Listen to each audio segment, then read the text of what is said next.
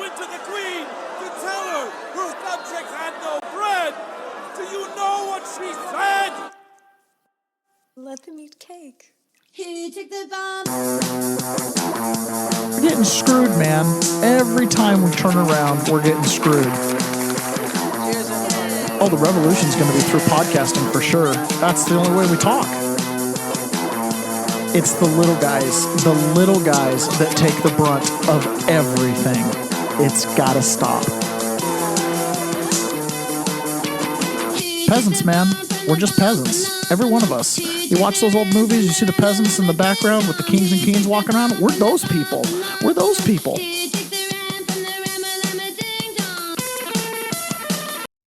Good morning, peasants. In another miraculous act of how did we make it on time? And we're not, by the way. Ron walked in with exactly 7 seconds before we were supposed to go live. And dang near made it. Morning. Good morning. Wow. Well, here we are again. Not AI. Not exactly a fresh Friday.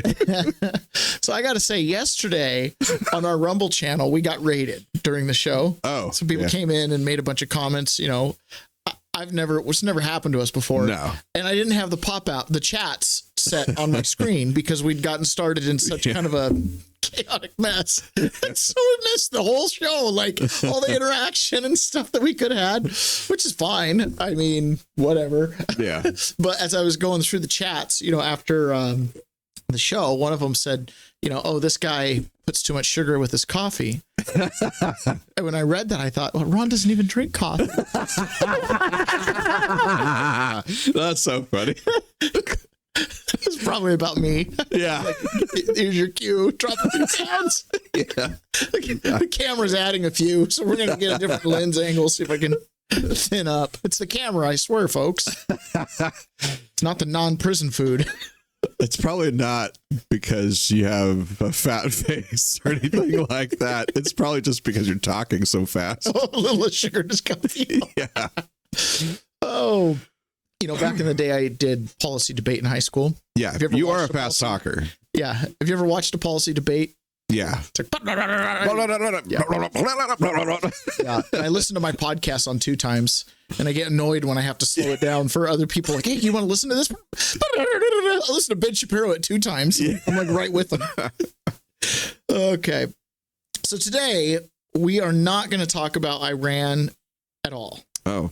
Well, I mean, we're probably going to refer to it a little bit, but we're not going to be talking about like how Iran is still being bombed and Trump says he's going to keep negotiating for 2 weeks. And Iran says we can't stop the nuclear program in that Fordo mountain bunker without us. And then Israel's like, oh, we can do it with commandos. And then they're like, oh, we don't even need America because Trump hasn't wanted to commit. Okay. So Trump's well, how refreshing that we're not going to talk about it. Yeah, we're not going to talk about it. Like, Trump's clearly in some kind of Kobayashi Maru thing where you can't win. Any direction he goes, he can't win.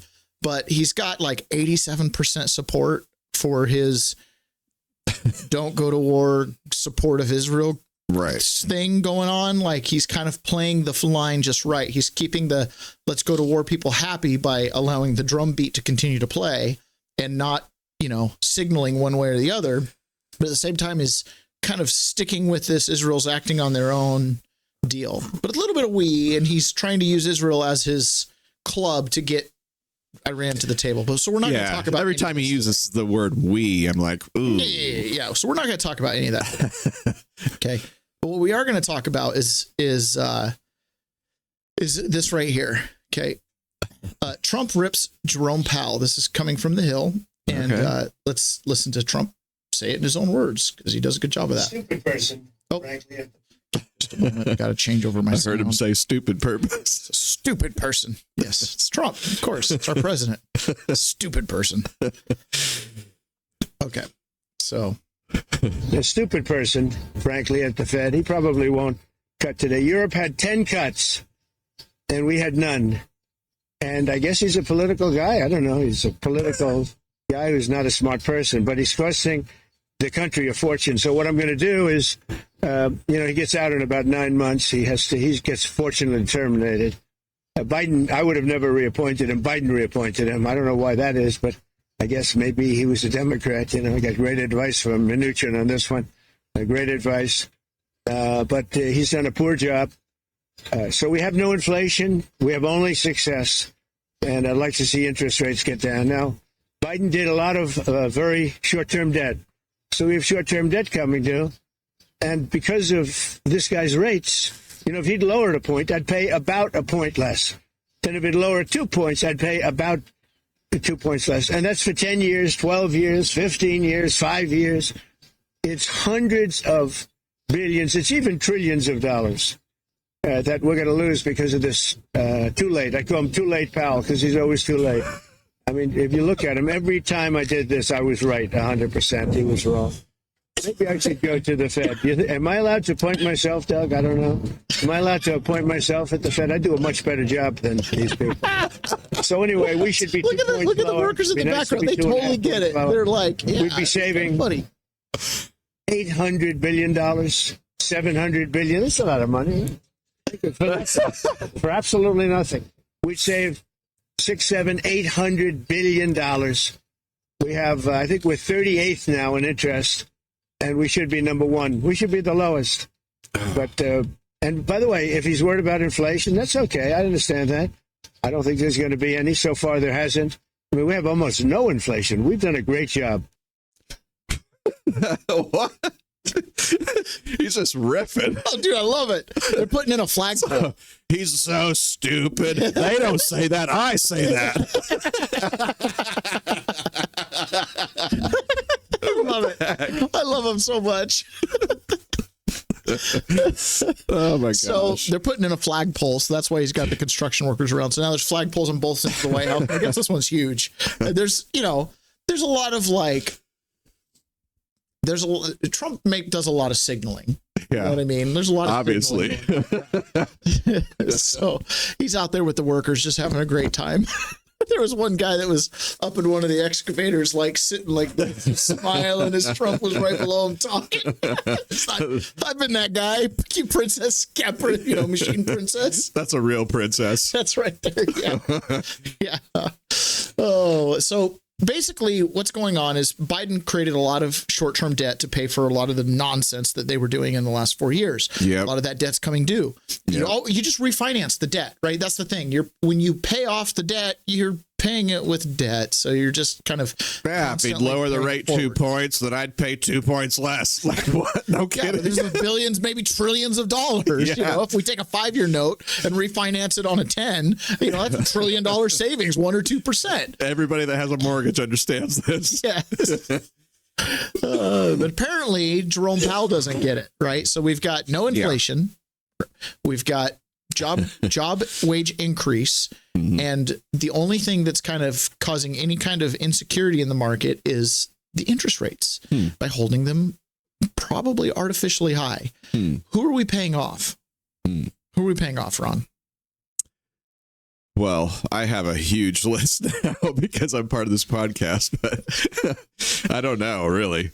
Who owns the Federal Reserve? Federal Reserve is not owned by anyone in the traditional sense. It is uniquely established by Congress as the nation's central bank and functions as an independent entity within the government. While it has some characteristics of a private corporation, such as member banks holding stock, it is not operated for profit and is ultimately accountable to Congress. So who are we paying off? Ourselves. Okay, so we could make the burden go away, bring prices down, solve a lot of our housing crises if we just decided to do it. Yeah, by ourselves. Yeah. Okay. All right. How much do you want to pay yourself? Okay, so the reason I'm making this point is I've been really paying a lot of attention to Catherine Austin Fitts as of recently. Any clip I can find of her and stuff like that. And she talks about how they basically aren't following general accounting practice rules. They're moving money. They're making money without apportionment, right? So $21 trillion of our national debt is actually unaccounted for, according to her. Money. This missing money. And the thing is it's $37 trillion of debt. I'm not sure that it's 37 minus 21, or do we have a real fake balance sheet somewhere right? Which comes into play if you've been following Glenn Beck anytime recently. He's been talking about this land thing.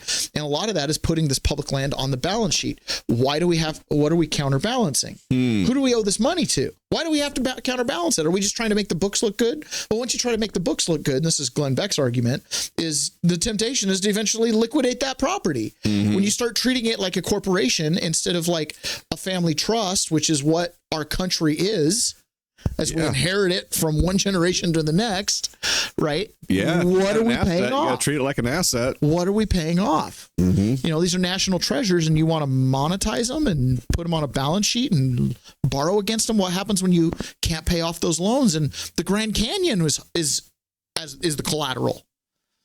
Well, I mean, the pensions are all used up. Yeah. Now, you know, if you read The Creature from Jekyll Island, you believe that the Federal Reserve, while it's set up as a corporation, the actual owners of it, it's kind of a quasi partnership. You know, you guys get to manage it and set the board directors and stuff. But from my understanding, is it's basically 7 wealthy families, right? The Chases, these families that basically ponied up to bail the U.S. government out of bankruptcy. It's my understanding of what it is. So I don't have any. Just deleted something. I hate it. You mean families like names like Roth something or other? Yeah, like I don't even know. So I don't like, but I think the Chases are involved. The Chase Manhattan Bank family. Okay. Like I'm pretty sure they're involved in this. But again, I almost hate to even say because I'm not 1,000% right. That's kind of positive. Split the name in half. Yeah. Okay, so I did this really cool thing. So Jerome Powell, this is Trump on his official statement. He says, too late, Jerome Powell is costing our country hundreds of billions of dollars. He's truly one of the dumbest and most destructive people in government, and the Fed board is complicit. Europe has cut his 10 cuts. We've had none. We should be 2.5 points lower and save billions on all the Biden short-term debt. We have low inflation. Too late. Too late's an American disgrace. Oh, jeez. Okay. So I had... When the president renames you too late. Too late. Yeah. This is definitely politics, though. For sure. All right. I want to make sure I get the right deal here. When I close a tab, Yeah, if Bill Clinton was in office, he'd probably pat the guy on the back. Yeah. If Bill Clinton was in office, he'd what? Pat him on the back. Yeah. Sorry, guys. I closed a clip and it wasn't what I wanted to do. So now I have to find it. That was just necessary. That was okay. Drool. So here we go. So this is yeah. What? So you've seen like they've got cats doing.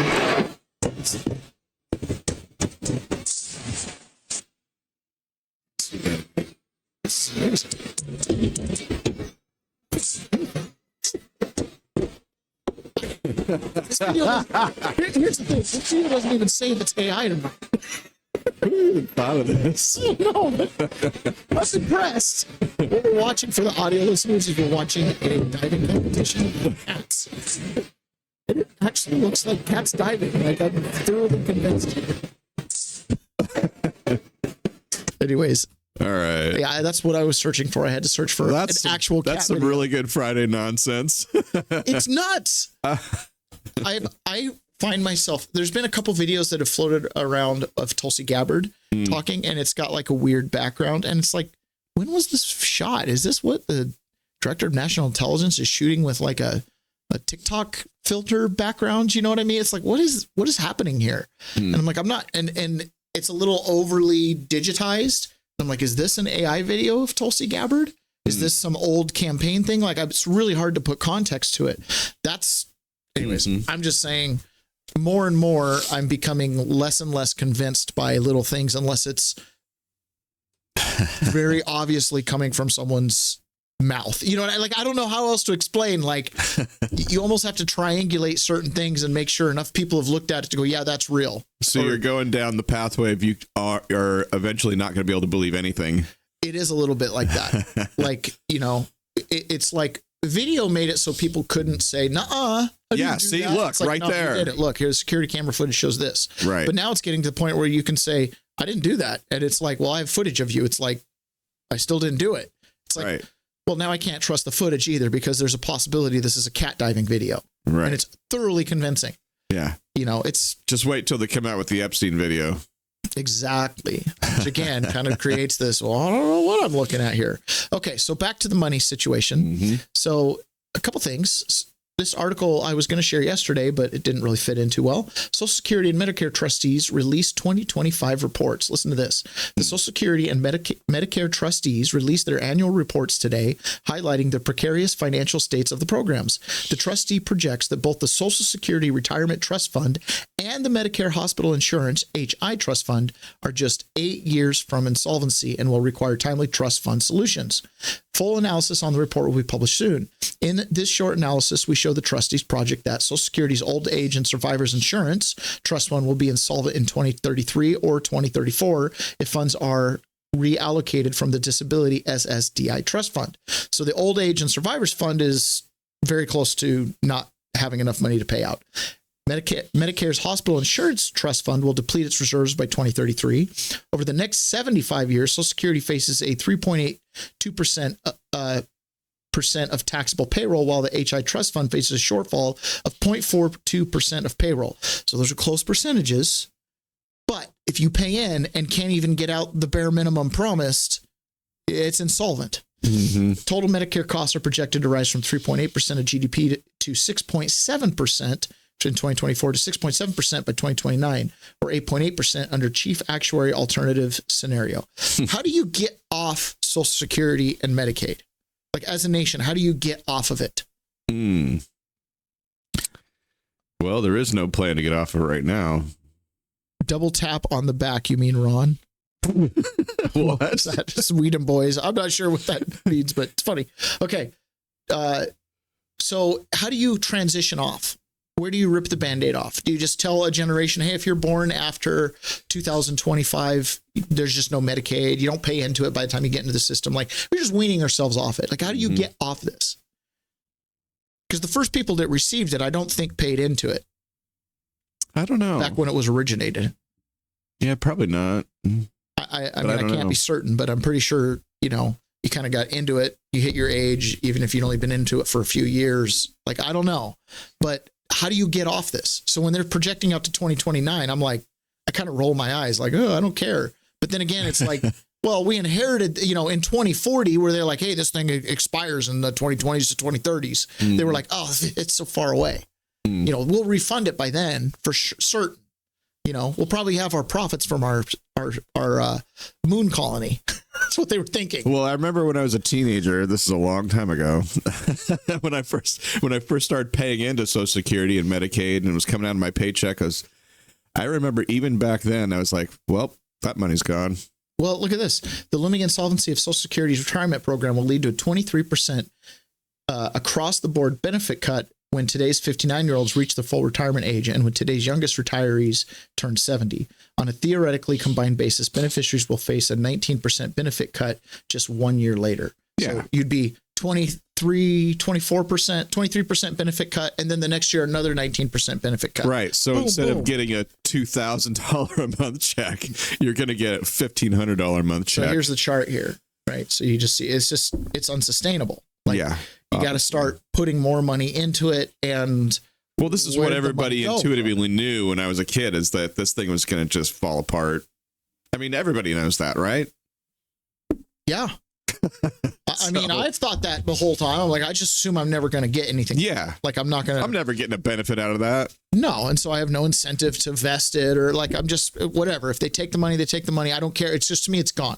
Yeah. Right. Because I've watched it be insufficient this whole time. Mm-hmm. Right. I mean, exactly. I've never met anybody who's like, you know, hey man, I got my Social Security check. It's usually like, I need my Social Security check. Right. You know what I mean? I'm like, well, if you're in a position to need a $800 or whatever, like, I don't view that as something that, you know, if I'm investing in something my entire working career, literally, you start paying into this on your first paycheck, and you're You should be a trillionaire coming out of there. Yeah, exactly. So, You know, have you ever heard the well, invest $2,000 a year for 20 years and you'll be a millionaire? I mean, that's kind of what should happen with this cash. well, Trump did establish that $1,000 401k trust fund IRA thing, not trust fund, but IRA thing for every child born in America. And then it'll be invested in like the S&P 500, and then the Guardians will have some ability to do some stuff with it. Yeah, that's what I'm talking about. So that could replace the Social Security or because it's an investment you can control. It was established. It gets the benefit of compound interest. $1,000 invested when you're a baby is like getting a $50,000 bar mitzvah gift, and it's like getting $100,000 college graduation gift. Yeah, and if people were actually getting a value like that from an instrument like that, nobody would even care about Social Security. Ideally, right? But you have to plant that seed early, because you can't have the current working generation paying for the older generation. Otherwise, how do you wind something like that down? Some generation is going to have to be so rich to say, I don't need it.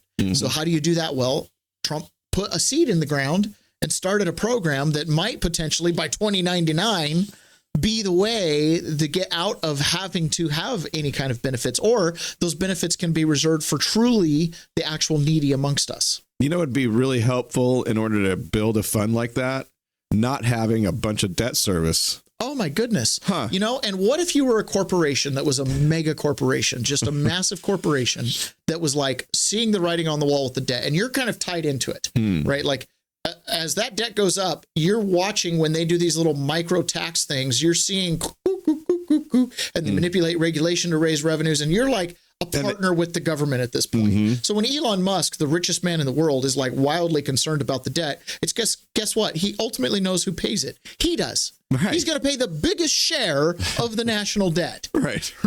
So for him, he's like, well, I don't, I've got other currency sources and things I could do, places I could put my factory. He understands what's real wealth. Money is just being in the flow of it. He's clearly in the flow of it from a lot of directions. And the American dollar is strong, but how strong is it? And so a lot of these mega corporations are starting to move into a whole new model enabled by blockchain and cryptocurrency. So for example, X itself is about to launch its own coin. In the US, we're about to launch X Money. You've seen the enhancements with X Chat for premium users, off the charts capability. So think about what we're doing. Instead of getting distracted by clickbait noise, you're thinking about more people coming to the platform to spend more time to do more things. Soon you're going to be able to live your whole financial life on the platform. Peer-to-peer payments, stored value, pay a creator, watch a pay-per-view. I mean, come on, we're talking about what's next, not what stuff you talk about. It's like a fantasy of the past. So I wouldn't be here spending jam-packed 5 days if we didn't have tremendous partners. In the U.S., we're about... Okay. What's she talking about? Is she talking about like Disney dollars? Yes. So she's talking about... Is this really popular? Huge. This is happening. So X is doing it. Launch. Okay. Really? X is doing it. And look who else is doing it. Oh, Wall Street Journal, Walmart and Amazon are exploring issuing their own stable coins. Corporate coins could take payment activity away from banks and traditional financing system. So on the private side, I'm just like, go to Bitcoin. People are going crypto. Go to hard metals. Yeah. Hold your reserve in something other than the dollar, because the dollar's doing who knows what. Yeah. And it could go poof because it's fiat. Sure. Right. And so the corporations on the other end are going, we don't want to transact in dollars, because every transaction creates a transaction that the government's involved with. Every time the dollar moves, because it's their coin, it's their Caesar's logos on it, right? The Federal Reserve owns it. They get a point of sale sales tax. When you spend a stable coin inside a platform and the dollar's not involved, there's no sales tax. Nothing's been exchanged yet. You're just buying stock, trading stock. There's no financial transaction that triggers an income tax or a sales tax or anything, because it stays inside the platform. When the platform X wants to go buy oil from Chevron, then they convert to some other currency that Chevron will accept. So they either convert directly to a Chevron token, right? So you're just literally bartering token for token. Right. Chevron goes, here's 10 tokens, which is redeemable for 10 gallons of oil. And and X goes, here's 10 tokens, which is redeemable for X number of server time. I've got so many questions. This is eliminating the middleman of the banks because the corporations can issue their own tokens. And if they have enough clout and enough services, their tokens have value and people can spend them inside. It's the company store. X offers all the services. You buy an X coin. Sure. You just do your thing. If you need to get out of X, you buy a Bitcoin. Then you go buy some dollars, do your thing. But you stay, so we as the people can stay in Bitcoin. You can stay in silver and do. Yeah, I thought we made this kind of company store, funds illegal a long time ago. No, we just changed the name of the company store to the United States as America. Okay. That's all it is. We've centralized the financing system. We got rid of the company store, and it was possible to do that because we had decentralized banking. Each bank was issuing its own script, its own notes. Right. And different regions competed. But I thought it was also removed as a thing because companies had undue influence over their employees. Yeah. But that was the outside banking that came in. So, yes, this does go back to that. But isn't this outside banking outlawed. too? It was never outlawed. The market, this company store only works when you're some distant little railroad. But just imagine you're the government and there's a competition for your currency. It's like, it seems like they wouldn't want that to happen. Yeah, that's why they fight it. Okay. Or they want in on it, which is why the dollar wants to convert to a CBDC, because then they can be part of, instead of X having its own coin and, Amazon having its own coin, and then the consumer is left to pick what currency they reserve in, right? Like what they hold their value in, right? So instead of doing that, they're like, hey, we'll continue to use the dollar as the means of exchange, but we'll make it digital so it's convenient, because they want there's so much convenience to the digital transaction. Oh yeah, it eliminates friction. And then on top of that, then you get out of the financial system. It says right here at the top of the Wall Street Journal, it's the byline. Corporate coins could take payment activity away from banks and the traditional financial system, aka taxation. And we're okay with that. Yes, because X within its network offers everything from space travel to cat videos. So you've got an unlimited amount of places, all the way to buying a car and a battery pack for your house, and your internet service is all in an X network. So how do you get your X dollars? How do you get them? You just go into X and you just buy an X coin. How much does it cost? It's just like, there's Chuck E. Cheese. Go to Chuck E. Cheese, and all those games cost $0.25. But you can't spend any quarters in any of those games. Yep. So you go to Chuck E. Cheese with your $20. Get your tokens. You put it in the thing, and you get Chuck E. Cheese tokens. And as long as I'm in Chuck E. Cheese, I can play all of the games. And everywhere else, they are worthless. However, if I go down the street, there's a place down there where I can take my coins and I can convert them back to dollars. Okay. Right. And then I can go buy something. So my coins aren't you going to lose like an exchange rate though? See, the problem with the Chuck E. Cheese is there's nowhere that will buy your coins back from you. Right. But if the coins have good value, like, hey, they'll spend, because, there's Chuck E. Cheese machines out and about in the wild, like randomly at Pizza Huts and stuff like that. So, I want to have some Chuck E. Cheese coins available. So there's actually buyers out there for it. Huh.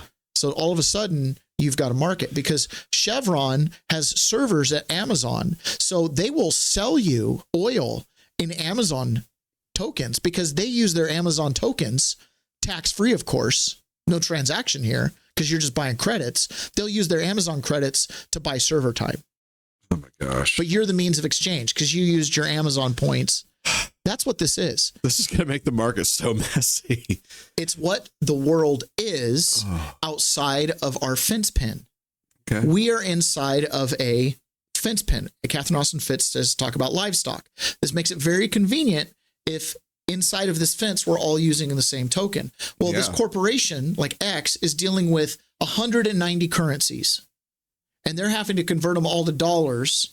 And so they're just like, how about this? How about I just say, inside of my ecosystem, you use X coins. This is what I was telling you yesterday. When you stop saying how many dollars to buy a Bitcoin, and you say how many Bitcoin is $1. Does that make sense? Mm-hmm. When Bitcoin becomes the prime, right? Then you go, well, how many Bitcoin is an X token? Well, it's 1-to-1, because X makes sure that, services are about 1-to-1 on the dollar because X is an American company, and they leave X. So you pay them in X tokens, they convert to dollars. Like there has to be, so they're going to do things to keep the value high or pin it to a Bitcoin or pin it to an ounce of gold or silver, whatever their reserve is, whatever their store of value is. Their store of value might be literally the service of flying to space. As long as they maintain that knowledge and have a monopoly on it, they can charge a premium of X tokens to get on. And right now, X tokens, one X token's about $10,000. It's 3 X tokens to go to the moon. So about $30,000 to go to the moon. Wow. Yeah. Bargain. Yeah. But, America's going to war. So our dollar's a little weak. So it's actually about $40,000 for an X token. But it's still just 3 tokens to go to the moon. Dang. You see what I'm saying? But now America's involvement in the war, that's what's really happening in the world. We just call it all dollars because all the tokens are nation states. But they're set up as corporate structures. But when you have corporations that are as big as structures, that's why Trump, John Atakis says, I see that I can use my Trump coins to purchase Trump watches. Exactly. And you didn't buy the watch, so there's no sales tax with it. Okay. With the Trump coin, you bought the Trump coin, which probably creates no transactional tax because they just view it as you just threw your money away on code. But now you can trade that code for a watch. You've outside the financial system. You're bartering in private. I went and bought silver, and then I went to the Amish guy and bought my milk. I wonder if they're going to try to tax the initial transaction or the... Oh, they're going to get in on it. Oh, yeah. I don't know if you're aware, but the old King of England used to tax everything from like paper and stamps and tea. Right. Real specific. So just like there's a cost for a credit card transaction, 3% or whatever. Well, that's why Amazon and Walmart want to get out, is because they can eliminate the credit card transaction fee completely. Right. They get out of that business. I'm guessing that America will figure out how to make them comparable, and by adding in some fees. In my opinion, the only thing America can do is you can either use the barrel of the gun and legislate and create a law that says you can't do that, which just means they'll move. They'll just change their headquarters somewhere, which is why so many tech companies are in Ireland and so many banking companies are in Switzerland and the the Cayman Islands, right? So you can legislate them away, chase them away using thuggery, right? Which the big guys will just move, which they've done. Like you've seen that. Like, hey, don't challenge me with a good time, says the CEO. You know what I'm saying?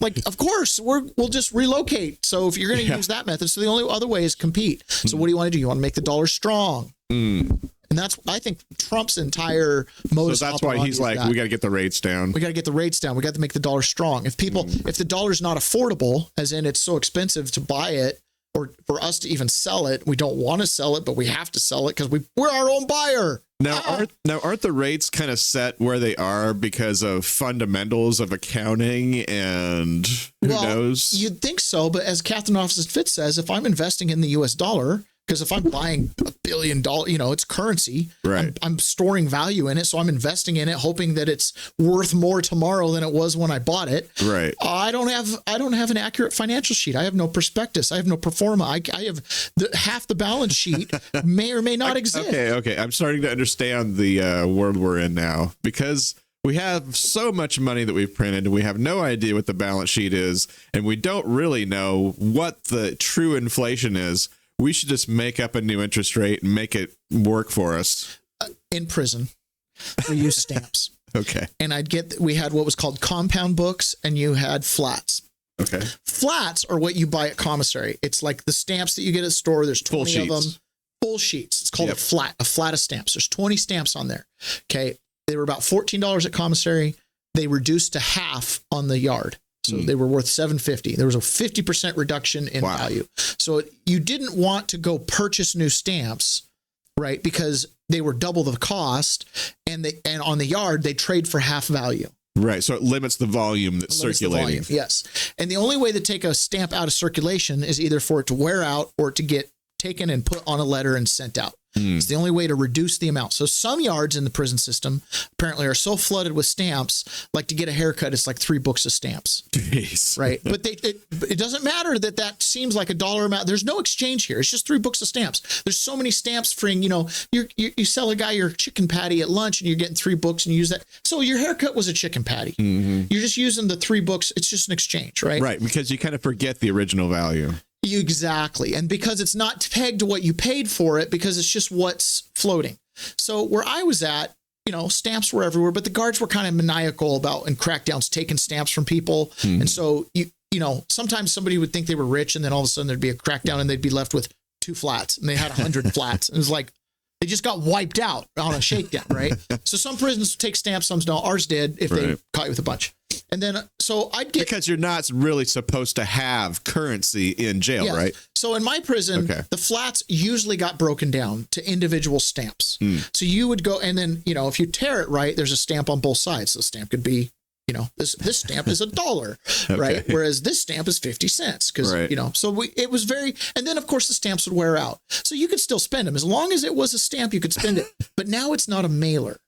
So now it's worth less because I can't actually I can't peel it off anymore and use it. It's so destroyed, right? Barely says forever anymore on it. Some of these stamps, I'm in prison in 2024, 2023 and 2024, and I'm getting stamps that have 2012 on them. And you're like, are these stamps? These have been circulating around the yard for 12 years. Like, you know what I mean? I know I'm in prison, but are these stamps? Okay. It's fun. Okay. Point is, if you bought 20 stamps in a flat, you paid $7.50. If I bought them in a compound book, which meant they were individual stamps that people had gathered up, I had Christmas stamps and flag stamps all mixed in because, you sell things by the single stamp. They'd fold it up in a little thing, put 20, and it was 25 stamps was the equivalent of 1 stamp. So a compound book, even though it was the same stamp, the moment it was removed from the book itself, which made it a whole unit, it was another layer of devaluing. So all this starts to become intuitively something that you feel because you're dealing with the stamps as the currency. We lose touch with a lot of this stuff when, we have standard. When we don't go to prison. Yeah, increments. But also we stopped using dollars and we just start, what is change? What does it mean? What is 99 cents? Why? That is the most inconvenient price you could possibly imagine for someone walking around with dollar bills. Right. Because now you're going to walk around with a bunch of coins and a lot more of them. When I was younger, maybe this is your recollection as well. Do you recall periods of time where people talked about maybe we should get rid of the penny? Yeah, we did get rid of the penny. It's over. Next year's the last year it prints. It's done. There we go. It's over. Trump did that. Yeah. No more 99 cents. They made their last order of pennies. And so we'll continue to have 99 cents, but for cash transactions, it rounds up. And for digital transactions, it'll maintain, but then they're going to go to 5 cent increments. So all those blue light specials at Walmart. So here's what just happened right now. Okay. Because in policy, they've regulated this. At a certain point, businesses will not be allowed to price things on a non-5 or 10 or 0 increment. Right. So no more 99 cent anything. So basically, your nickel just became your penny. Right. That's just what happened. The 1 became the 5. We've lost the ability to use a 1 increment in your financial accounting. Just instead of like adding a 0, we just took away 5, 4, and now we have a binary count, 5, 10, 15, 20. You know what I mean? And never mind that, in the digital world, it costs absolutely nothing to keep track of that. So eventually I predict a day when we go, hey, can I get a quarter? It'll be 5 times 15, 25. Yeah. Or the kid will go quarter. A quarter will be $1.25 of what we would call today's pennies. Move along, old man. I just need 25 nickels. That base measure of accounting, 5. Think about that for a second. You just made your base measure of accounting 5 because you eliminated the penny. I get it. We spend too much money on the penny. And you're going to be an old guy that's arguing with the bot AI cash register guy. Meanwhile, they're doing that as a solution to budgets while they can't control what they're actually spending billions and billions of dollars on. So here's our CIA counterterrorism operations in Pakistan. Friend who was a full-on operative at the highest circles of the CIA and spent time in prison for who knows what.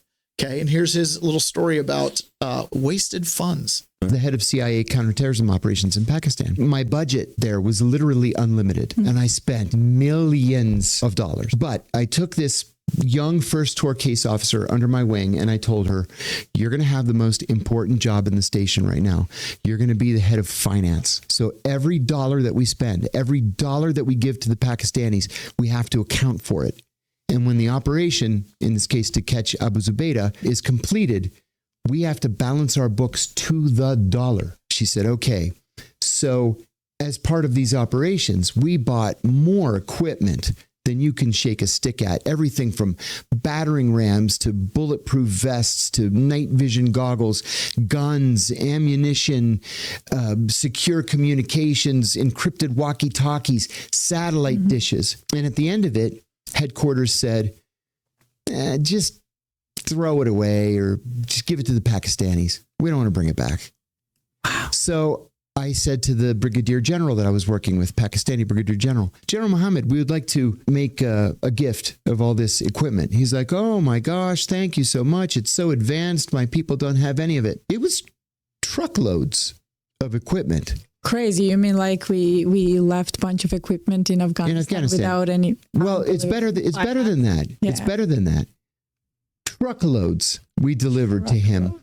And then a couple of weeks later, I said to the colonel, who was my day-to-day contact, so glad you guys are going to be so well equipped with all the stuff that we turned over.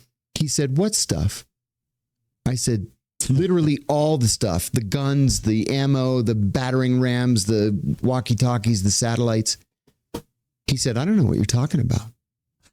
The general just took it. And I can tell you what he did with it. Wow. He probably sold it. To the Taliban. Right. Of course.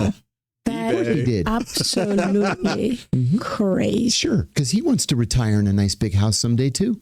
So not only sometimes we directly arm Taliban, sometimes we indirectly arm Taliban. And then we fight them. How smart. Wow, she put it together. Yeah. Quick. So, I mean... the whole money thing, I can see why X wants to make their own coin. They're like, we're tired of that. that affects Amazon just like it affects me. We still have to pay this thing. Like when the money's not worth anything and they can just, cause death and destruction, what happens when it, the madness gets pointed at you, so to speak? Crazy. Okay. So Catherine Austin Fitts talks about this. So remember, you've got the DOD who's losing money, right? She puts a lot of it into deep underground military bases, DUMBs, and maybe advanced space programs. Clearly, you've got golden toilets and golden hammers being on the budget, as well as these operations that, they're spending millions of dollars and then just handing it over. And that was just one operation. Clearly, that's a pattern, right? Mm-hmm. So Catherine Austin Fitts points something out pretty unique. Because remember, what did it say about Medicare and Social Security? They're bankrupt. Like we're 7 years away from being insolvent. 7, not 49, not our kids. It's close enough that they're insolvent now. It's like 7 years. Like you might as well just assume that they're insolvent now. Like the next president's going to deal with this. Yeah. Okay. So like this is on JD Vance's shoes or Gavin Newsom or whoever. Yep. So just think about that. Like Social Security is going to go insolvent. Who do you want to fix that problem? And keep in mind that the people that are constantly like manipulating things, involved with things like, this deep state blob, bureaucratic, Pentagon, DOD, something, right, is involved with the financial.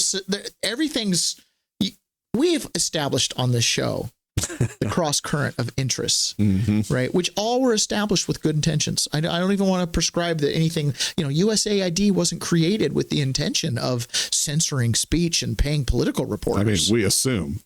I assume it wasn't. I assume it was to advance the agenda of, Kennedy and soft power. Mike Benz talks about this. It has a function. It's just when only 1% of the budget is going to that function, it starts to call it into question.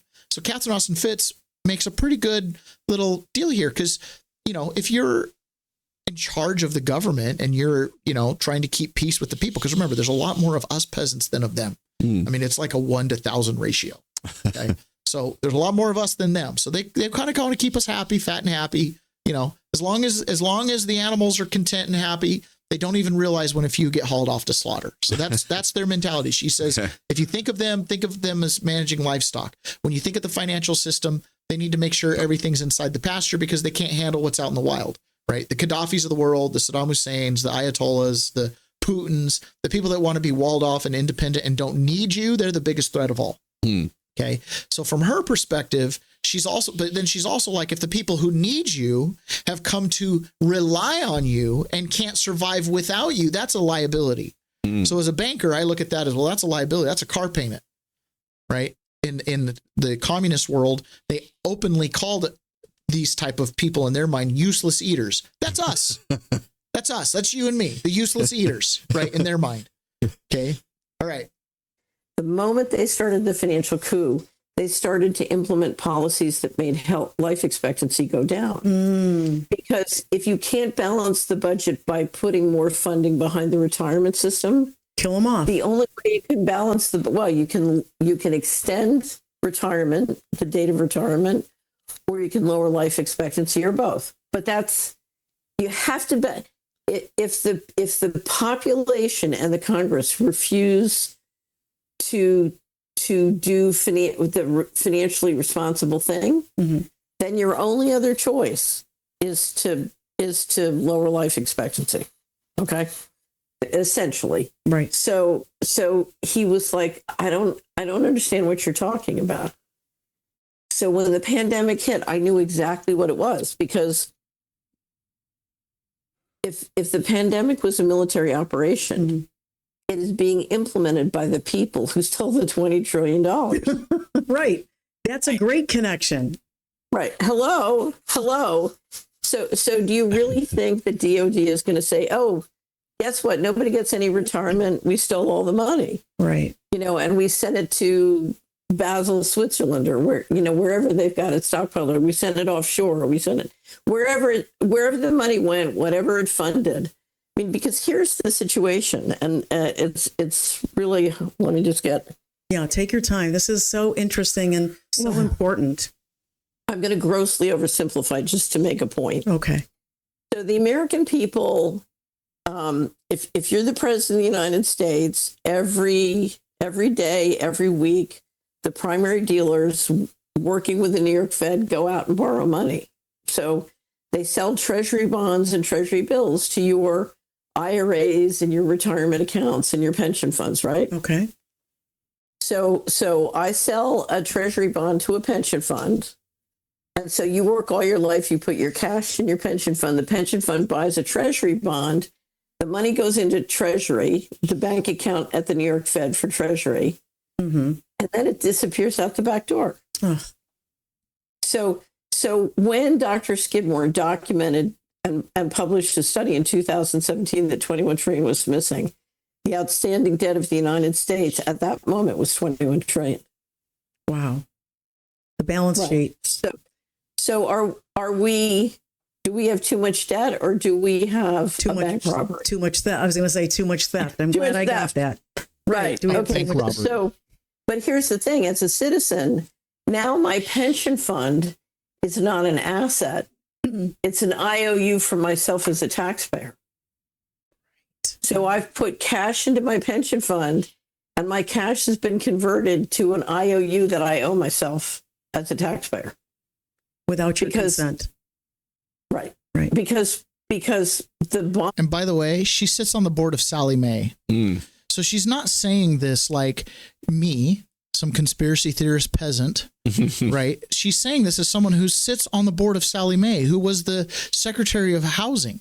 Right. Who was trying to fix the financial crisis in 2008 before it happened, because they saw that they were robbing your mortgages out the back by converting, by financializing everything. Where's the money? Everything is an IOU to an IOU to an IOU. Where's the money? So she says, she oversimplifies it, but she's like, when you want your pension, you're going to have to pay the government to pay the IOU to pay you. So when the people who can't get their pension raise up to the streets, the only financial solution is to get you to pay. And if you can't pay, the only thing they can do is to get you to stop collecting, die early, keep paying, keep working, or die in a war. That's why war is good. Okay. And that's why it's good fiscal policy. And that's why bad food additives and GMOs and cancer sticks are just fine. And radiation, not a problem. Yeah, just fine. Not a problem. Oh, and by the way, we're going to bleed you dry the whole way anyways. have a call on all of our assets, right? Right. Right. Right. Okay. Oh, wow. Okay. Yeah. Right. So if you're the Department of Defense, do you really want to tell somebody, oh, we disappeared 20 trillion of your money? Mm-hmm. All right. And so, so the question is, how do you manage that situation anyway? So, yeah, if DOD stole your money, I think it was, that money disappeared out of DOD accounts at the New York Fed. So, Whoa. the moment And if you hear Steve Bannon talking today about CENTCOM, Central Command, and the generals there and how these different commands are structured. And when he was in the military, the chief of staff was really in charge. He says now CENTCOM tells the chief, it's a completely different structure. And he says these COM, CENTCOM, PATCOM, these different commanders, says they are like, they have more power than you can comprehend. They have those magic money printers. They get whatever they want, do whatever they want. He's like, and apparently this whole Iran thing, a lot of it, the CENTCOM commander retires in 2 weeks, who's been pushing and pushing. And this was part of his plan. And he's got 2 weeks until he retires. And Trump just this morning was like, 2 more weeks to negotiate with Iran. He's waiting out a general. Wow. Because he can't make a decision either way with that guy, because that guy's all in, boots on the ground in Tehran. And if he even opens the door, CENTCOM is right through it. So Trump's like, 2 more weeks. He's out waiting a general. The same guys, by the way, who are covering up for a bank robbery of your pension money laundered through the treasury notes, which is why the interest rate is so high. And they just assume collapse the whole system. Think about that. You stole $20 trillion. You're a bank robber. People get desperate. People start gaslighting. People start saying, you're crazy. I didn't do that. Think about any interpersonal conflict with someone who just goes nuts, right? And they start lying and lying upon lies and double downing on the lies. And pretty soon they'd rather burn down the house, lose the marriage, never see their kids again, rather than admit that they did something wrong. Like COVID. Exactly. Like COVID, like kill JFK, like Fast and Furious, like, the whole Iraq debacle, on and on and on. Right. I'd rather burn it down because I can build it again. I built it once. It wasn't real in the first place. Yeah. You see what I'm saying? I'd rather burn it down than admit I was wrong. And that's where we're at. And that's why even big corporations that are, in some cases bigger than most governments, subject to very few, are like, I think I'll do my own banking. Thank you. Yeah. We're doing our own money. I'm doing our own money. All you got is a line of code. Oh, we're good at code. Oh, the Federal Reserve wants to use Amazon servers. We'll just do our own. Thank you. See what I'm saying? Yeah, I do. And we've got amazing advancements coming too. Elon talks about this. This is pretty interesting. In the next 6 to 12 months, we'll be doing our first implants for vision, where even if somebody's completely blind, we can write directly to the visual cortex. And we've had that working in monkeys. Actually, I think one of our monkeys now has had the visual implant for 3 years. And at first it'll be fairly low resolution, but long term, you would have very high resolution and be able to see in multispectral wavelengths. So you could see an infrared, ultraviolet, radar, like a superpower situation. Like at some point, the cybernetic implants would not simply be correcting things that went wrong, but augmenting human capabilities dramatically, augmenting intelligence and senses and bandwidth dramatically, and that's going to happen at some point. But digital superintelligence will happen well before that. At least if we have a neural link, we'll be able to appreciate the AI better. Yeah, because we're all gonna be like, what? Shoot lasers out of our eyes while we're on shrooms. The Star Trek Geordi thing? What the heck? You're gonna be like seeing an infrared? Blah. The whole Star Trek Geordi, yeah, exactly. But think about, oh yeah, Geordi. And also, you think about the movie The Matrix. If they can just write onto your cortex, you don't even have to see the thing. Oh, you want to run the Grand Canyon program? Oh my gosh, it's so deep, and it's real. How is it not? I don't know. It's wild. Our experience of seeing it and going there and being somewhere, if you can be there and be there. I mean, this is wild. This is wild. If a digital tree falls in the digital woods, does it make a digital sound? So that clip I did want to play, but the one I thought I was playing was actually this clip. I had my Elon clips flipped, but that's fine. This is the one I also thought I was playing, but that's great. Neuralink, the advancement to be able to write onto the brain. Soon it'll be sound. It'll be every other sense. They're learning how to digitally connect. So they're not manipulating you through a screen where we see something we know, AI, deep fake, stuff like that. This is like in your brain. Right. Like it happened. It's just electronic response, no different than when you touch your finger and you get that sensation, right? Some electronic sensation. Right. They're stimulating it. The finger was touched. How would you know the difference? Right. It's not just tricking your senses. It is co-opting your senses.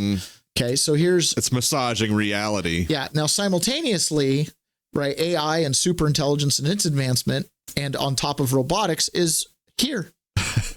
You've seen how many humanoid robot startups are there? Like, it's like, I think Jensen Huang was on stage with a massive number of robots, robots from different companies. I think there was like a dozen different humanoid robots. So, I mean, I guess, part of what I've been fighting and maybe what has slowed me down somewhat is that I'm a little, I don't want to make Terminator real. So I've been sort of, I guess, at least until recent years, dragging my feet on AI and humanoid robotics. And then I sort of come to the realization it's happening whether I do it or not. So you got really two choices. You could either be a spectator or a participant. It's not like, well, I guess I'd rather be a participant than a spectator. Let's go full Terminator. Pedal to the metal on humanoid robots and digital superintelligence. You want to open up a dealership? Part of this is they have to grow out of the debt. Who owes the debt? The corporate structure. The financial system is based on this corporate structure. I mean, you can go into a whole lot of detail on how they've corporatized you through a name game and all this kind of stuff. But that's what it is. It's a corporate structure. So he's in a corporate structure. And he said when he left Doge, he said the only way out of this is to grow. So how do you grow? New technologies, new things. Why did America become so great? Because we discovered oil in our backyard and we had it and we used it first. If Iran had discovered it first, they'd be the ones bombing DC right now. I mean, it really just boils down to that. Okay. So we discovered the new thing and that led to the money coming to us first. Now we've been bled dry. So what's the new thing that's going to bring the money back? Well, if Tesla starts selling robots, the whole world's going to want to get in on that. Their money's going to come to us. Robots go out. Right. And of course we buy our own robots. Here we are, folks. This is the Model T.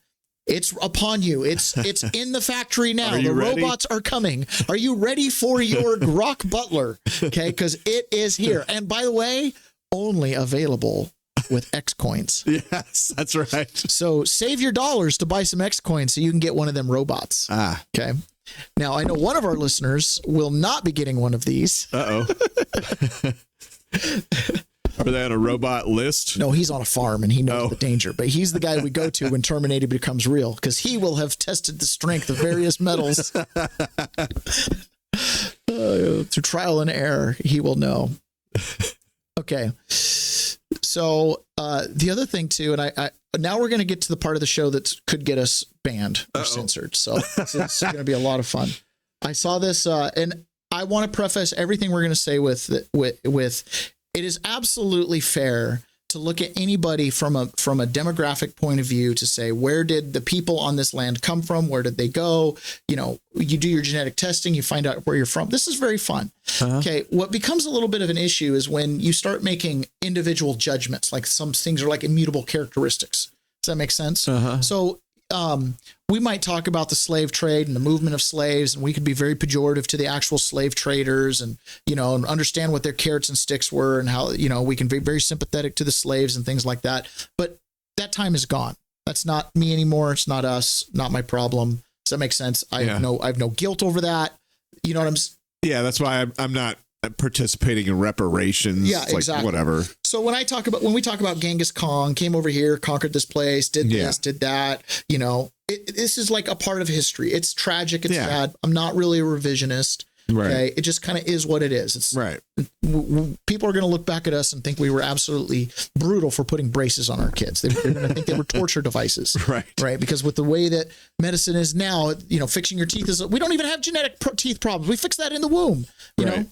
Remember, they used to put like boards on people's foreheads to change their head shape. Yeah. So just put all that aside. I just want to say there's nothing personal about this. I don't care. Like I used to argue with my roommate, don't make me defend the Jews. Don't make me defend the Muslims. Don't make me defend the Christians. Like they stand on their own. They do their own thing. I only defend myself.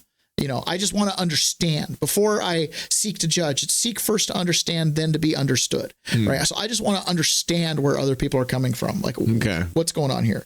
I don't like the talking points. Iran bad because they said we kill you. Well, why are they saying we kill you? Because sometimes I've said I'm going to kill you before. I had a defense attorney in court tell me I'll kill you because I said I was going to call him to testify. It was a joke, but he was pretty serious. He said, I'll kill you if you do. And I'm like, judge, threats. He's worse than I was on January 6th. Threats of violence. Okay. So just saying that, they're threatening to kill you. Are they? Because I just watched this campaign where Trump would say something like, Putin, if you're listening, why don't you hack Hillary's server and find out those missing emails? Oh my gosh, he's colluding with Russia. Get out of town. Yeah. Right? Okay. So I'm saying that because we get these stereotypes, pejoratives. I don't care. I'm not judging. It's a long road, but when you hear what I'm going to have to say, you're going to realize why I had to have this long precursor. Okay. So here's the president of Serbia signing something with President Trump. And the caption here on this meme is President of Serbia realizing he didn't read this policy before signing it. Uh-oh. So this is the president of Serbia. I want you to pay attention to his body language and his face here. Okay. Serbia is committed to opening a commercial office in Jerusalem this month and to move its embassy to Jerusalem in July. That's fantastic. That's a big thing. That's a very big statement. And we appreciate that very much.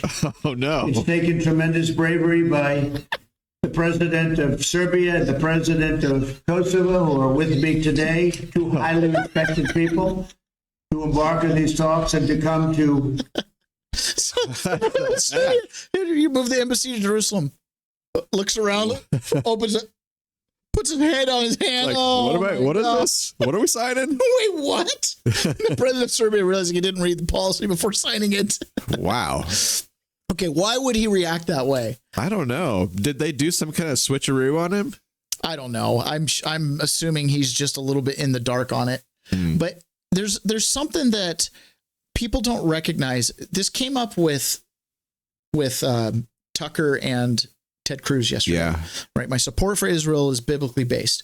A lot of people's support for Israel is biblically based. When I was on my mission in Brazil, I had a Brazilian who was my mission president, and he gave a long district conference talk about always support Israel, always support Israel. Right. But we believed we were part of Israel. Right. As a Mormons believe they're part of the house of Israel. A lot of Christians believe they're adopted or somehow part of the lost tribes of Israel. So this nation of Israel in the scriptures, I interpret very broadly as essentially being you in Romans 8, you're adopted into the house. You're adopted into Israel, this new covenant open to the Gentiles, right? This whole thing. So the idea that it's not that way, or that there's Christians that still isolate the nation of Israel as it's constituted today, the political entity, as Tucker Carlson explained, right, is a little bit like, okay, so you're asking me to connect some dots. And it's easy to connect the Jews, Israel, Jerusalem, homeland. These are great. They're too easy to connect. Talking points, too easy to connect. But the reality is most people have no idea who the Jews are. Because remember, in the biblical narrative itself, you've got the 12 tribes, 10 get carried off, 2 kind of hang around, but they break up, and then the others come back down, and you've got upper kingdom, lower kingdom, Benjamin, Judah, all these, you got a lot of stuff going on. I think it's really messy, really fast. Yeah, to be like the Jews, Israel, the religion versus the nation, the political entity, these are, okay, right? What are we doing here? Are we talking about, Zulu warriors and all the places they've moved? Are we studying the Navajo and how they've made the little journey? I mean, why the heck are the Delaware out across the Mississippi? You know what I mean? Like, what's going on here? That's the way I'm looking at this. Mm-hmm. I'm looking at this going, okay, well, clearly the nation of Israel as constituted in the Bible has been carried off into captivity and moved around a few times and had a few iterations. Netanyahu is not sitting at the seat of that party. Yes. So if you're at all involved in this conversation, you're going to hear two phrases, Sephardic and Ashkenazi. You have Sephardic Jews. Sephardic Jews genetically do trace their lineage back to Benjamin, Judah, or some confirmed House of Israel thing. These are true Semites, right, who are from that region and have long-standing genetic history in that region. Okay, so their genetics just kind of show them bouncing from, Egypt and background. Okay. Then you've got another group, which are the Ashkenazi. The Ashkenazi are also Kazarian. Okay, they're a different genetic group that don't have that original blood in them, but they are Jewish.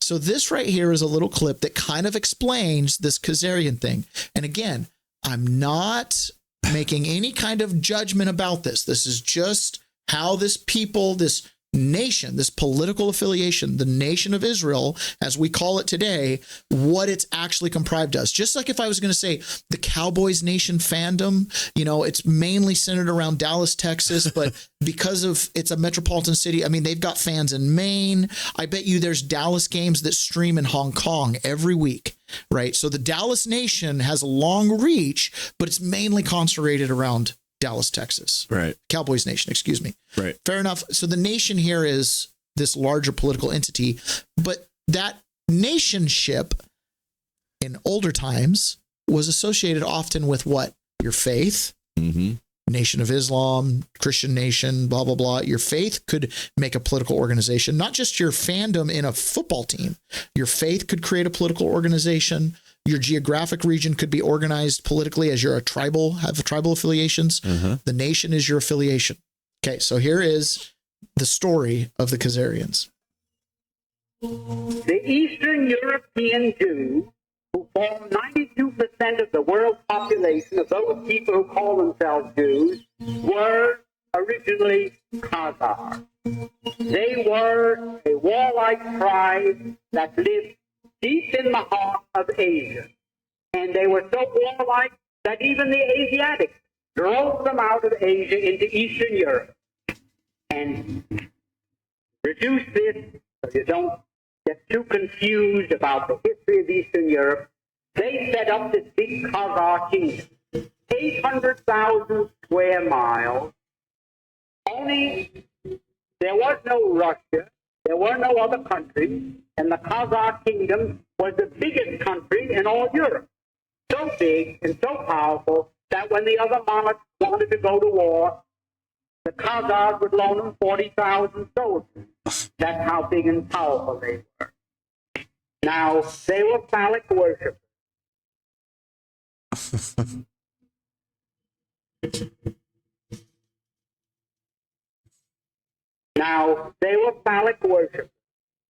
It's filthy. I don't want to go into the details of that now. It was their religion, the way it was the religion of many other pagans or barbarians elsewhere in the world. Now the king became so disgusted with the degeneracy of his kingdom that he decided to adopt a so-called monotheistic faith, either Christianity, Islam, Muslim faith, or what is known today as Judaism, really Talmud. So basically, he's a ruler over this kingdom, Khazaria, and it's a very, very powerful kingdom, and his people have basically slipped into what he considers degeneracy. Now, keep in mind, at this point, you've got three other belief systems that are in the region that are monotheistic. So we've moved from a polytheistic region of the world to it's the battle of the gods, right? It's the monotheistic battle because it's a civilization culture. This is how people create their society to function. And, how do you keep a little kid and raise him up to be a merchant? Well, you got to have a path, and it starts with myths and, we get it. Those of us who are conscientious parents, we understand this process. Okay. So he's left with kind of an archaic, tell stories so that people can learn lessons. He's left with this archaic tradition that's phallic oriented, that kind of lends to degeneracy, and you're in an era where that's not going to work. People aren't going to want to come trade in your cities when they're all getting into a modesty phase and you're over here in a phallic worship phase. Not going to work. Yeah. Very logical. goes, I'm going to pick one of these religions. He lands on Judaism, and they adopt as a nation Judaism as a religion. At this point, right, it's the tribes have been captive and left off. This is like remnant Judaism. Okay, so he picks it up. Like spinning a top, he said, eeny, meeny, miny, mo, and he picked out so-called Judaism. And that became the state religion, and he sent down to the Talmudic schools of Tel Aviv and Surah, and brought up thousands of these rabbis with their teachings, and he opened up synagogues and schools in his kingdom of 800,000 people, 800,000 square miles, and maybe 10 to 20 million people, and they became what we call Jews. There wasn't one of them that ever had an ancestor that ever put a toe in the Holy Land, not alone in Old Testament history, but that's the time, the beginning of time. Okay, so the Ashkenazi Jews prior to 1948 had no affiliation with the current Israel homeland geographic area. So that's why people who look at this are like befuddled and confused, because they're like, well, hold on, they're Jewish religion, but that's not who they are. Does that make sense? Mm-hmm. Like, you're Roman Catholic, but you're not Roman. Okay, so you're not you believe in the Roman Catholic religion, but you're not Roman. Right. Like, do you understand what's going on? So but it's easy to just go, well, I'm Roman Catholic. Okay, I know you're talking about your religion. So when you say, well, I'm Jewish, I'm Talmudist, are you Israelite or are you religiously Jewish? Okay, so what entitles you to that homeland? Now, I'm on one hand, I'm extremely fond of the land you're born in and the country on which you stand. Okay. And I think that it's significant where you're born. And you know what I'm saying? I think there's some significance to that. But at the same time, you should be able to move around and be mobile and stuff like that. But unfortunately, these Ashkenazi Jews, which are not necessarily this more ancient religious Sephardic Jew, does it make sense? That are like genetically there. These are religious Jews from a different nation that adopted this religion. You know what I mean? Christianity is a Middle Eastern religion. So British that are Christian, it's not their native religion. It's you've adopted that religion because you chose salvation and somebody along the line did and got you into the program. Okay. So the Jews have chosen a certain pathway in the way that they operate in other nations, because remember, it's like, like when I see Cowboys fans as a Seahawks fan, I'm offended, right? I mean, the Cowboys nation is stepping in the territory of Seahawks nation. You know what I'm saying? And so when Cowboys nations guys hire other contractors because, they have a cowboy bumper sticker, I get a little bit upset because I feel like they're traitors to the Seahawk nation. A Seahawks fan's got to stick together. That's not really fair. You following me, right, Ron? You following me? I am, but this is also why I don't give a crap about football or baseball or basketball. But it's a good analogy to just be like, that's your affiliation. Yeah, right? I get it. I remember talking to one guy, he wouldn't convert to Mormonism because his dad was like a Baptist and he lived in a Mormon community, and his dad could never get work with the Mormons because they only hired each other, and that was offensive to him. Oh. Okay, so he's like, well, and he went to church every week.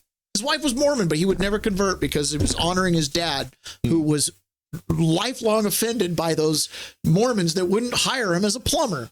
Yeah. And it was ridiculous. I remember the guy's name was Gil. Okay. So this is from a movie. This is Ryan Gosling, and he goes on a monologue. This is completely made up. This is Hollywood, so don't blame me. But he makes a couple points. And I'd like to extend it to be, remember, I'm not trying to be pejorative. Okay. There are certain cultures that don't work for me. I'm not an urban culture guy. I find very little redeeming. I don't want to incorporate parts of it into my household. Okay. I'm not really into it. I don't find the cannibals in Papua New Guinea very redeemable. I'm not really interested. I feel like if I started to incorporate some of their stuff, I might one day witness a grandkid eat a human brain. I just don't want to go there. Not into it. Not into it. Okay. So I'm just saying, like, some of the stuff that I see there, not into it. That's fair. Okay. It seems fair. Okay. I have my preferences. So some countries over time have had some preferences, and they've said, hey, you know what? Turns out Seahawks Nation is a real thing, and we don't want Cowboys fans around, right? Because you never, ever do business with us or whatever the rationale. So this is Ryan Gosling going on a monologue talking about the Jews. And I want to be very clear. There's nothing pejorative. I have nothing wrong with the Jewish religion. I have a lot of sincere love for it. There's just simply some cultures produce a certain Boy, you're framing it so hard. I'm scared. I don't want to be canceled outright, right? Control the media and the banks, investment banks, not the commercial ones. But the point is, they carry out in those realms the exact same principles that they display in sexuality. They undermine traditional life, and they deracinate society. Deracinate. Tear out the roots. A real people derives its genius from the land, from the sun, from the sea, from the soil. You know, this is how they know themselves. But like Jews don't even have soil. Yeah. Those aren't Jews. Of course they're Jews. Notice the Israelis. It's a fundamentally secular society. They no longer need Judaism because they have soil. Because the real Jew is a wanderer. He's a nomad. He's got no roots and no attachments, so he universalizes everything. You can't hammer a nail or plow a field. All they can do is buy and sell and invest capital and manipulate markets, and, you know, it's like all mental. He takes the life of a people that's rooted in soil, and then he turns it into this cosmopolitan culture based on books and numbers and ideas, and, you know, this is his strength. You just take the greatest Jewish minds ever. Marx, Freud, Einstein, what have they given us? Communism, infantile sexuality, and the atom bomb. In the mere 3 centuries, it's taken these people to emerge from the ghettos of Europe. They've ripped us out of a world of order and reason. They've thrown us into a chaos of class warfare, irrational urges, relativity, into a world where now the very existence of matter and meaning is in question. Why? Because it's the deepest impulse of a Jewish soul to pull at the very fabric of life till there's nothing left but a thread. They want nothing but nothingness. Nothingness without end. Wow. Quite a performance. It is quite a performance. And I don't endorse a word of it, but he's making a point, right? Your genius comes from the soil, the sun, the something, the country, the people, your neighbors. Who's your neighbor, right? Like, it's hard to see suffering when it's your neighbor. How much do you really disagree on? And then you fast forward to a whole people that have no neighbors. They have no soil to plow. All they have is the ability to financialize, turn it, you know what I'm saying? And now you want to financialize the Grand Canyon, and now you want to financialize my name, and now you want to financialize my government, my tribe, right? And we owe money to who? To ourselves. How did you take me from the land? I grow an ear of corn and I have to sell it to then turn around and buy it at the grocery store. Because I don't have the means to preserve it to winter. So somehow it's crazy. It's crazy. So the Jews, Israel, different things. I support Israel. I support the Jews. I don't have a problem with Ashkenazi Jews, but I'm also not going to be fooled by some argument that that's your inherited homeland. That's not the case. Now, it is now, it's your land now, but your claim to it based on your religion, I don't buy that. Otherwise, I got claim. Do I have claim to Israel, Ron? I got no claim, right? But I got as much claim as they do if that's the way we play it. And so that's my mentality. All right. You know? Okay. So the other thing that wanted to touch on here. Okay, so this is Jeffrey Sachs, who is an American Jew, and he's talking about, I find them abhorrent. Kind of dovetails with Ryan Gosling's speech, where he's saying, you know, they come in and destroy society. And I don't want to go all Kanye, but, you know, for a small population, these people control some big things. Like, most of the pornography industry is controlled by Jewish owners. Oh, really? Yes. Ugh. Most stuff, like huge portion, like the big websites are all owned by Jews. There's some other things that it makes you scratch your head, and you're like, I thought these guys were like religiously whatever. The new Judaism that doesn't need their religion anymore, they're completely secular. It's a tool. And there's Christians that do the same thing. Again, I'm not being like, they only do that. There's Christians that also wear their Christianity as just a robe. Okay. Called wolf in sheep's clothing. We're very familiar with them. All right. So this is Jeffrey Sachs assessing, Israel for its policy. As an American Jew, I have no sympathy for Israel's policies at all. I find them abhorrent. I find them disgusting because they have prevented peace. In 2001, the so-called neocons, who are also the so-called Zionist part of the U.S. government, produced a document that called for 7 wars in the Middle East in 5 years after 2001. And those 7 wars were to take out Israel's enemies. And those 7 wars were Lebanon, Syria, Iraq, Somalia, Libya, Sudan, and Iran. And there have been 6 of those wars fought on Israel's behalf. And Israel is pushing for war with Iran. So when I think of, the rise of those wars, the mainstreaming of pornography, this financial system, which largely they're behind in a big way, all of it kind of culminating in this ripping out by the roots. Ripping out by the roots. Okay. And then to even pull it in here, again, our favorite CIA guy, he's talking about when he was sitting in the room with George Bush when they were getting ready to invade Iraq. And this is a fascinating little anecdote because remember what I said about George and being in command? Same people still in charge. Me to be the note taker in this meeting. George Tenet, the director of the CIA. It was Cheney, Condi Rice, Colin Powell, the chairman and vice chairman of the Joint Chiefs. George is at the head of a conference room table, and I'm sitting directly behind his right shoulder. And everybody else is on a TV screen. And then the general says, if all goes as planned, we can be in Tehran by August. George is sitting there. And then he leans forward and turns off his microphone. And he says, did he say Baghdad? Or did he say Tehran? And I said, he said Tehran. And George says, have these people lost their minds? And then he turns the microphone back on and just sits. The meeting ends. I go back to the deputy director's office. And I said, did you know we were going to invade Iran? And he goes, ooh, are they still talking about that? So, tennis.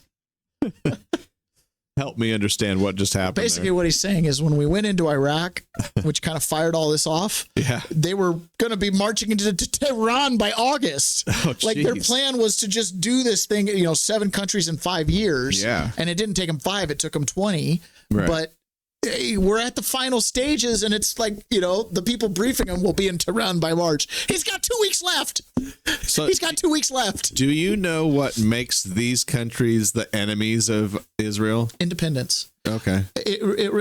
I could really do some deep dives, and maybe someday this show will allow for me to do some of this stuff again. It all started in Libya episode we did. But it really has to do with the financial system.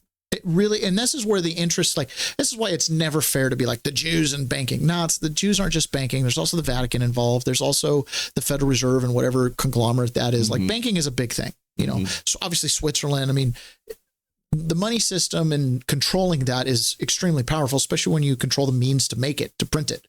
And so, they want, Russia is independent of the system. Russia has been fighting the Khazars since they called themselves Kazarian. You know what I mean? So Russia is fiercely tried to maintain its independence, and it has the resources to do so. It doesn't have to trade with anybody. Tehran, 90 million people, big country, completely surrounded. They don't have to do a lot of trading, and they have something everybody needs, oil. The countries like China does not have. So, China, so they're these countries that want to be independent of the financial system, to not be captive to it, that want to have gold currencies and things like that, they're targets. Israel doesn't play that way. Like that Ryan Gosling quote. So they're not enemies in the true sense of an enemy word, but they are not captured, and they're trying to open up new markets. That's exactly what it is. This is like the, yes, that's exactly what it is. It's, hey, we want your market. And so that's the underlying thing is, well, capitalism wants open markets everywhere. So they just want to get in the stream of everybody's market. Everybody's market. Okay. They want, and then the control. Chiselers. Yep. Okay. Oh, well. All right. Nope, we're done. All right, we're going to call it a show, and I'll try to remember to do this other stuff some other day. You're like, okay, guys. we're going to play this video. No, I'm thinking better. I bloviated too much. Sorry, guys. All right, guys. Thanks again for watching the show. And again, I'm not against anybody at all. I'm for everybody, but I think it's good to kind of understand why is it some people don't associate Israel with the Bible? Do they have a reason for doing that? My answer is yes. I remember being in prison one time with these two other guys at a church service, and they were, going off on Israel, and I was rolling my eyes. I'm like, you guys, that's not the, they were carried off into captivity. What are you talking about? Like the whole thing just becomes crazy. So people don't know. So I just want to share with you guys, there's a difference. And there's a difference between a Sephardic Jew and an Ashkenazi and their whole actual genetic, where they came from. And so when we're talking about promised land, holy land, that kind of thing. Well, no, I mean, that's, if I convert to Judaism, I can't say that's my home country. I can say that's my religion's home country, but now am I a theocratic state? What's going on here? And then if I'm going to say it's a theocratic state, well, then I can interpret in the Bible that I'm of the house of Israel because I'm a Christian. Gets a little hairy. All right. Talk to you guys again later. PeasantsPerspective.com, leftbehindwithout.com, and 1776 Live. Talk to you again Monday. Bye.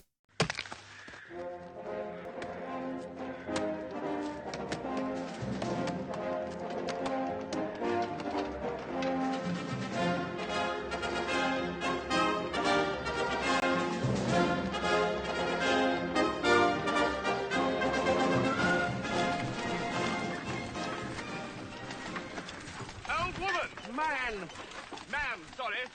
What knight lives in that castle over there? I'm 37. What? I'm 37. I'm not old. Well, I can't just call you man. You could say Dennis. I didn't know you were called Dennis. Well, you didn't bother to find out, did you? I did say sorry about the old woman, but from behind you looked... What I object to is you automatically treat me like an inferior. Well, I am king. Oh, king, eh? Very nice. And how'd you get that, eh? By exploiting the workers. By hanging on to outdated imperialist dogma which perpetuates the economic and social differences in our society. If there's ever going to be any progress... Dennis, there's some lovely filth down here. Oh, how'd you do? How do you do, good lady? I am Arthur, King of the Britons. Whose castle is that? King of the who? The Britons. Who are the Britons? Well, we all are. We are all Britons. And I am your king. I didn't know we had a king. I thought we were an autonomous collective. You're fooling yourself. We're living in a dictatorship. A self-perpetuating autocracy in which the working classes... Oh, there you go, bringing class into it again. Well, that's what it's all about. If only people would... Please, good people. I am in haste. Who lives in that castle? No one lives there. Then who is your lord? We don't have a lord.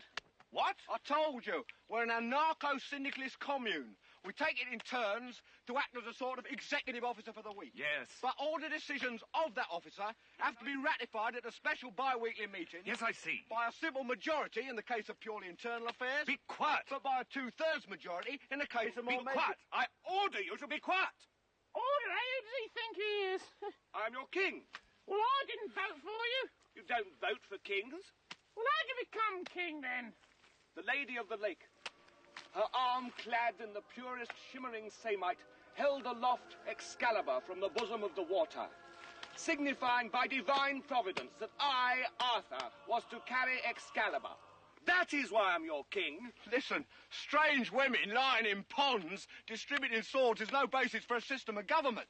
Supreme executive power derives from a mandate from the masses, not from some farcical aquatic ceremony. Be quiet! Oh, but you can't expect to wield supreme executive power just because some watery tart threw a sword at you. Shut up!